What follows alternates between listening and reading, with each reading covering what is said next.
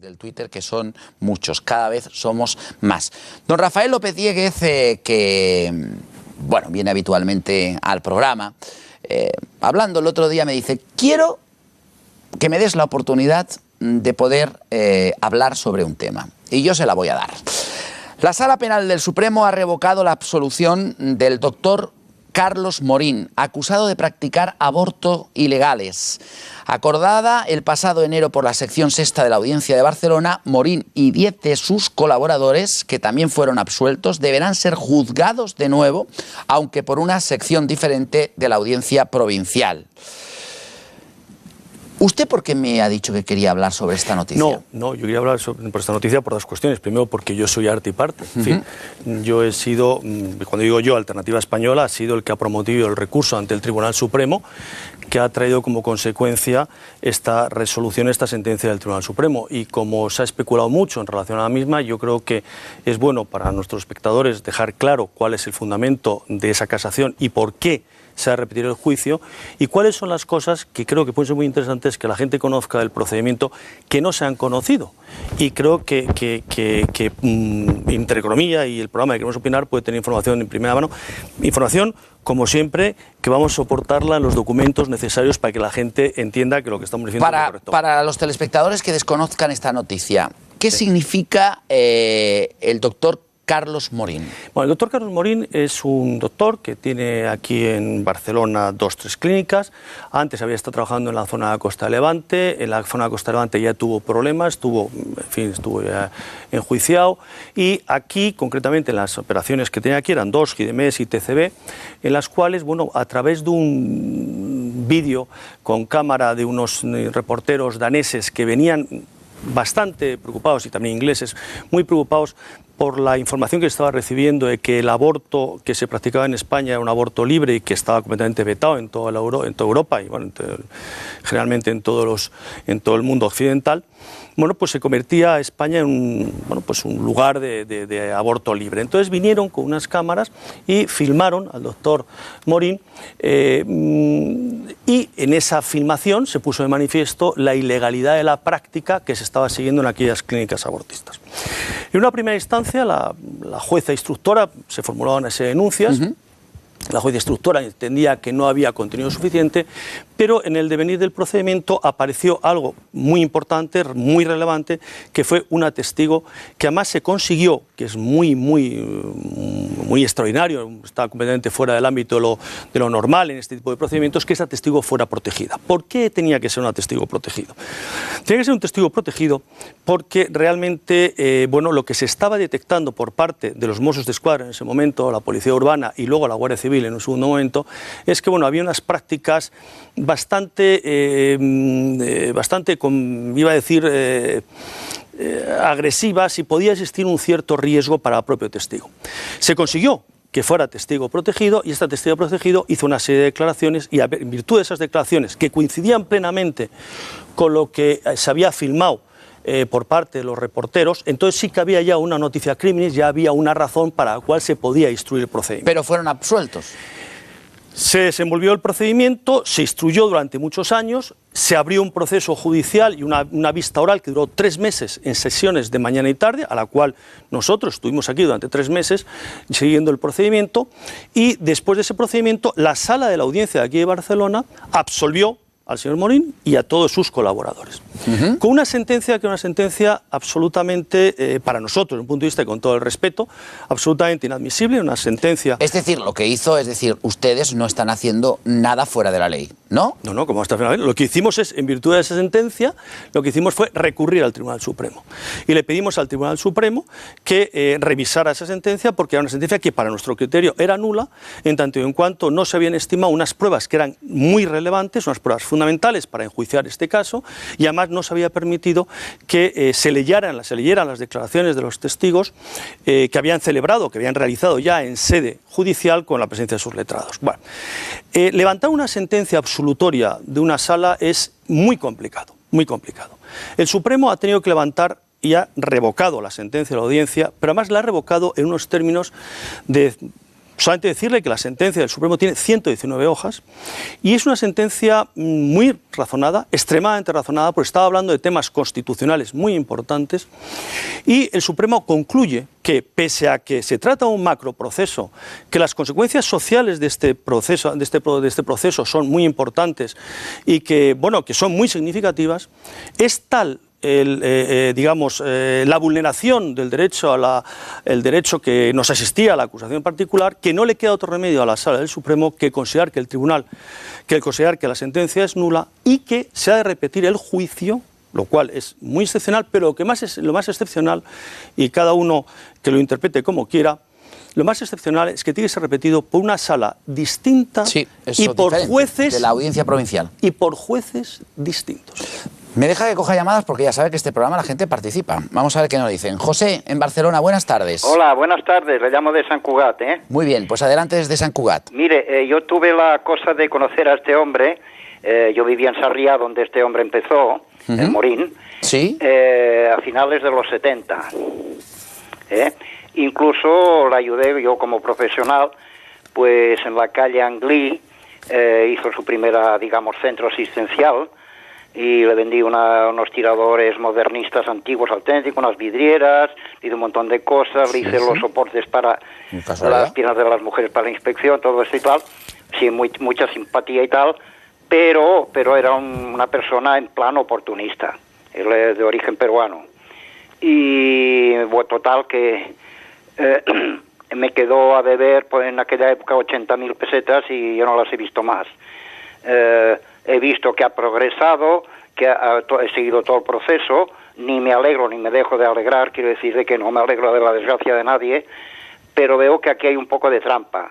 Resumirlo todo en procesos judiciales, los flecos que hay ahí, que si esto, que si lo otro, es un poco falso, olvidando que el Departamento de Salud está metido de pleno en todas estas prácticas. Sí.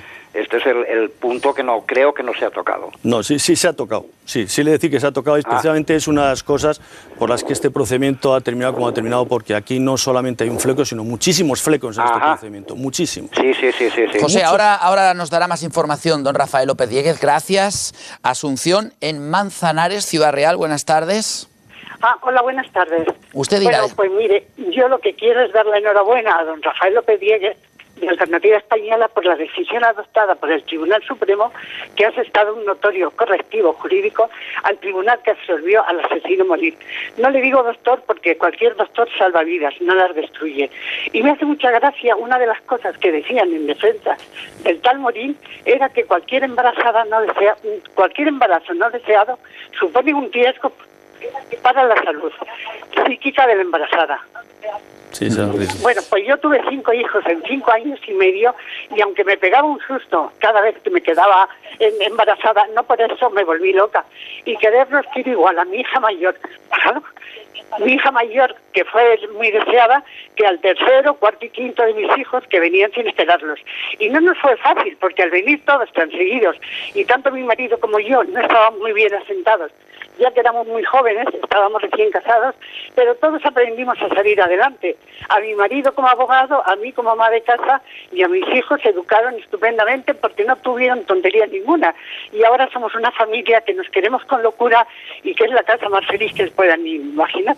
Y nada más, un abrazo. Muchas gracias, Asunción. En Manzanares, Morín y otros 10 acusados fueron absueltos de haber realizado 89 abortos ilegales a mujeres en avanzado estado de gestación. Prácticas por las que la Fiscalía llegó a pedir hasta 273 años de prisión para él. Y ahora, pues, estamos en un nuevo punto. Estamos en un nuevo punto, hay que repetirse el procedimiento. Hay, por lo tanto, una nueva oportunidad de que todas las pruebas, que son muy relevantes, y existe un gran volumen de pruebas, pues pongan de manifiesto realmente lo que consideramos que estaba pasando allí. Mire, yo le quiero dar a usted, para que se haga idea de cómo ha sido este procedimiento de flecos, yo llevo ejerciendo la profesión de abogado 33 años. A mí nunca me había sucedido que, primero, terminado el procedimiento, la sentencia fue en enero, en efecto, yo estaba, me acuerdo perfectamente que estaba yo fuera de España, estaba en Perú concretamente, me dieron la sentencia, gran disgusto, y a los 48 horas recibo una llamada. Y recibo una llamada, evidentemente no voy a desvelar el nombre, de un imputado absuelto, que me dice: mire usted, le llamo para decirle que me han absuelto, evidentemente estoy contento, soy hombre que creo que lo que hacía desde el punto de vista de practicar el aborto me siento confortable con ello, pero le he de decir que lo que se hacía allí era una barbarie. Le he de decir que ustedes lo han intentado, les aplaudo su intento, porque esto es necesario desmontarlo y esto es un fracaso, textualmente distinto, esto es un fracaso para la medicina y esto es un fracaso para la sociedad. ¿Y cómo me creo yo eso, Rafael? ¿Cómo me creo yo que usted nos está inventando eso? Pues mire usted, esto es una cuestión que usted se lo podrá creer o no. Yo le digo que me llamó a mí, y no solamente me llamó a mí, sino que durante 2 meses, durante el procedimiento, llamó a mi hijo exactamente en los mismos términos y durante el procedimiento nos ofreció y nos hizo ya muestra de esto. Yo no puedo decirle que esto, pero sí le voy a decir algo, La propia sentencia establece que hay 63 casos de falsificación. Eso está aquí. 63 casos de falsificación. La propia sentencia reconoce que existe irregularidades una detrás de otras, pero que el principio de indubio pro reo ha de ser aplicado. Mire, esta sentencia le puedo garantizar a usted que para que el Tribunal Supremo haya decidido, con las consecuencias sociales, económicas, políticas que esto tiene, haberla revocado. Y haber revocado, le voy a leer un párrafo y usted mismo concluye. Dice: la declaración de impertinencia a nuestras pruebas propuestas no tiene otro respaldo que una voluntarista e inmotivada decisión de los jueces de la Audiencia Provincial de Barcelona. Esto lo está diciendo el Tribunal Supremo. Imagínese usted lo que el magistrado, la sala, son 5 magistrados, que además la aprueban por unanimidad, los 5 magistrados, lo cual también es muy sorprendente. Y pero con un voto usted particular pone en duda una parte de la justicia en este caso. No, yo lo que creo es que la sentencia de la audiencia fue una sentencia técnicamente muy bien construida para que fuera muy difícil de apelar. A Dios gracias, el letrado que ha estado al frente de esto, Adolfo Prego, ex magistrado de la Sala Segunda del Tribunal Supremo, hoy en excedencia, le supo dar la vuelta, y el equipo jurídico español le supo dar la vuelta, pero era una sentencia claramente política. ¿Usted cree que se puede hacer una sentencia en la cual se reconoce literalmente que hay documentos falsificados y se absuelva? ¿Usted cree que se puede hacer una sentencia que diga que los informes que se practicaban por parte del psiquiatra eran informes que se hacían a posteriori de que se practicara la intervención?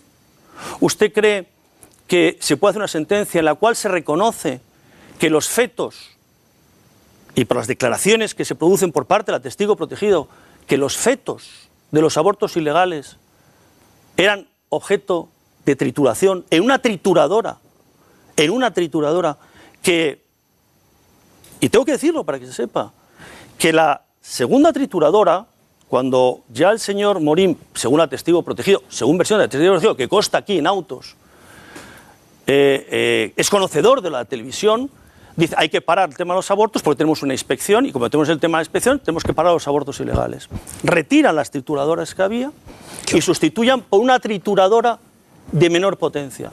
Como esa trituradora de menor potencia no podía con el feto, lo troceaban y lo metían. Pero como eso sonaba mucho por la noche, aquí están las declaraciones, obran en mi poder las declaraciones, como eso sonaba mucho por la noche, ese ruido, entonces lo metían en el congelador los fetos, esperaban a la mañana, los troceaban previamente, según las declaraciones de la imputada. El juez, cuando le hacemos saber esto y le decimos que es importantísimo esto, el juez dice que es irrelevante, pero para nosotros es importantísimo porque obviamente el aborto ilegal, ese residuo biológico, que es el feto, pobrecito mío, que termina en un vertedero, bueno, es muy importante tenerlos controlados para saber cuántos se produjeron legales y cuántos ilegales. A la pregunta que le hacemos al señor Morín sobre esto, la pregunta del señor Morín y la respuesta de su esposa fue que se utilizaban, que sí, que en efecto, que se utilizaban esas trituradoras, pero con animales para hacer prácticas. Madre mía. Vamos al Todo tren. eso consta en toda la documental. Vamos al teléfono. Adela, en Alcorcón, buenas tardes. Buenas tardes. Quería darle la enhorabuena al señor López Diegue y decirle que muchas personas que votábamos al Partido Popular pues nos estamos planteando el voto hacia Alternativa Española. Y también quiero decir que a mí me pareció una verdadera barbaridad cuando absolvieron al doctor Morín, pero vamos, que yo el aborto no lo quiero nunca, porque yo he visto un feto de 3 meses y desde luego estaba completamente formado, se notaban hasta las uñas, no hace falta que sea de 8 meses. Y yo quiero decir, ya el profeta Isaías escribía: en el vientre de tu madre te conocí, desde el vientre de tu madre te llamé. Y antes de que nacieras yo tenía planes para ti. O sea que el aborto nunca. Muchas gracias. Gracias. Estamos terminando esta sección que me pidió y que yo le he dejado para dar a conocer. Y si quiere aportar algún dato más. Sí, lo quiero aportar como un hecho importante, ¿verdad? Aparte de todas las anomalías que se han producido y que han traído como consecuencia esta anulación por no haber desestimado las pruebas que nosotros consideramos que eran muy relevantes. Las consecuencias que esto tiene desde el punto de vista jurídico y, por lo tanto, lo que de bueno tiene para la causa de la vida, que se ha de repetir, yo no sé si en el próximo juicio seremos o no seremos capaces.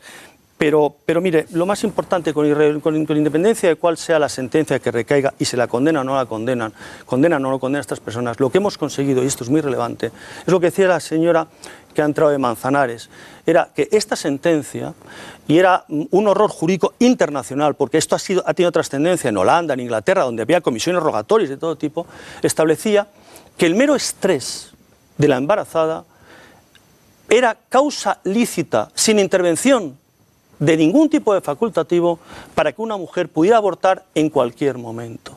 Esto, por el momento, lo hemos logrado parar. Esta doctrina, que era completamente aberrante desde el punto de vista jurídico y desde el punto de vista moral exactamente igual, esto lo hemos logrado parar. Y también le quería decir una cosa. Desde Alternativa Española lo hemos dicho y lo vuelvo a repetir. Yo no quiero, y no es el objetivo que persigo, evidentemente persigo hacer justicia y que la justicia recaiga sobre aquel que no ha cumplido la ley y ha provocado pues que cientos de seres humanos, cientos de personitas, pues aparecieran en esa trituradora o, en fin.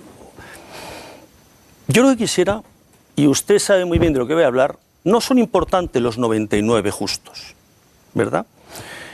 Para mí lo importante, lo que realmente a nosotros nos gustaría, y esto ha pasado en muchas partes del mundo, es que personas como el señor Morín o como sus colaboradores reflexionaran, entendieran lo que han hecho, entendieran cómo describían estas inyecciones de aire en la tripa de la mujer directamente al cerebro del feto para matarlo por asfixia, reflexionaran sobre eso y, como ha pasado en Estados Unidos, en Inglaterra, Alemania, en tantos sitios, estos hombres corrigieran sus errores y se convirtieran, y eso es lo que yo me gustaría, y con eso nos daríamos por satisfechos, se convirtieran en hombres y personas para la causa provida.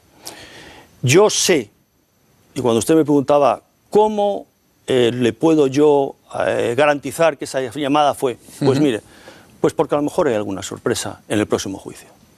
Porque a lo mejor nos vemos sorprendidos de alguna forma en el próximo juicio. Porque igual que hubo una testigo protegida que contó todo lo que contó, a lo mejor alguno de esos imputados que ha reconocido y que ha conocido en sede judicial durante el proceso los horrores de aquella clínica, a lo mejor, no uno, a lo mejor más de uno, nos encontramos con alguna sorpresa muy agradable que pone de manifiesto lo que le acabo de decir. Y me refiero que no solamente lo importante los 99 justos, sino que aquel que se arrepiente, ¿de acuerdo?, que es la moneda buscada y es el cordero buscado. Y usted me entiende bien. Hombre, si usted ha escuchado el Evangelio del día de hoy, sabrá perfectamente que se habla de la oveja perdida. Exactamente. Pues eso es la pretensión, la última pretensión que tiene Alternativa Española. Gracias, don Rafael. Se queda aquí con nosotros porque la actualidad ya sabe que también forma parte de este programa. Claro, y vamos a... ¿Qué dijo la telespectadora esa? ¿Qué dijo? No, era un telespectador. Un telespectador. Me dijo que no podía traer al programa nazis. ¿A nazis? No, bueno, sí, claro. Eso es, lógicamente no puede traer usted nazis. Yo no soy nazi, por lo tanto me puede traer tranquilamente. Yo le contesté, le dije, mientras que don Rafael López Diéguez y su partido sean legales en España, yo porque no va a venir. No acabo de entenderlo. Muy bien, pero eso es bueno, eso demuestra la pluralidad. Bueno, chicos.